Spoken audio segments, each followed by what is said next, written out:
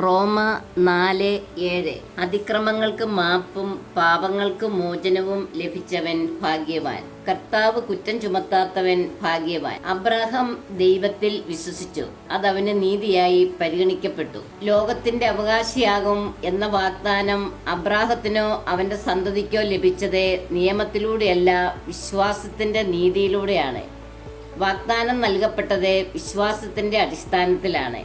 അവൻ നമ്മളെ എല്ലാവരുടെയും പിതാവാണ്. ദൈവത്തിന്റെ സന്നിധിയിൽ ഉറപ്പുള്ളതായിരുന്നു ഈ വാഗ്ദാനം. 100 വയസ്സായ തന്റെ ശരീരം മൃതപ്രായമായിരിക്കുന്നെന്നും സാറായുടെ ഉദരം വന്ധ്യമാണെന്നും അറിയാമായിരുന്നിട്ടും അവന്റെ വിശ്വാസം ദുർബലമായില്ല. ദൈവത്തെ മഹത്വപ്പെടുത്തിക്കൊണ്ട് അവൻ വിശ്വാസത്തിൽ ശക്തി പ്രാപിച്ചു. വാഗ്ദാനം നിറവേറ്റാൻ ദൈവത്തിന് കഴിയുമെന്ന് അവന് പൂർണ്ണ ബോധ്യമുണ്ടായിരുന്നു. അതുകൊണ്ടാണ് അവന്റെ വിശ്വാസം അവന് നീതിയായി പരിഗണിക്കപ്പെട്ടത്.